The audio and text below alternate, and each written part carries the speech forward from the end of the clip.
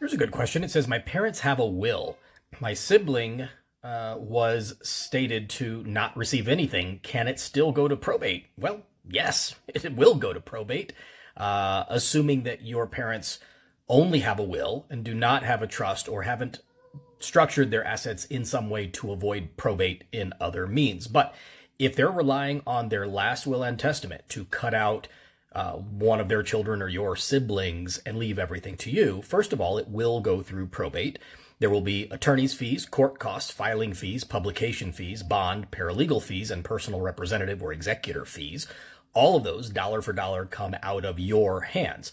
And potentially the bigger issue when you are cutting someone out of your estate plan and using a will to do it instead of a trust is that it is much easier to contest for your sibling who's being cut out. It's easier for them to challenge a will than a trust. Why is that? Let me tell you.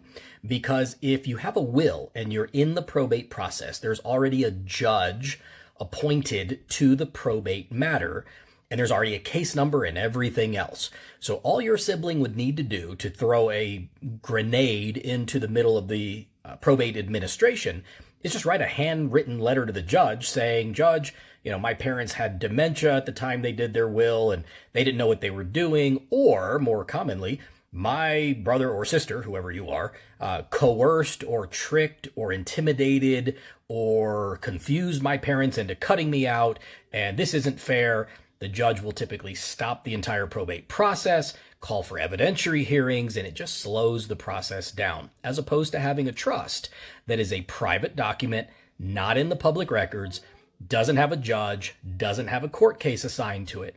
If your sibling wants to challenge it at that point, what they would need to do is actually hire an attorney and spend thousands of dollars out of their own pocket to start the challenge or the contest of their trust, versus not having to hire an attorney and basically just writing a letter to the judge or showing up in court one day and saying, Judge, this isn't fair. So it's much easier for someone to contest or challenge a will than a trust.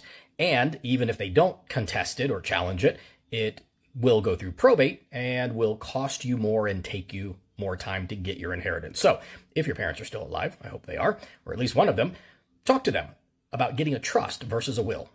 It will work much better for them and for you. Have a great day.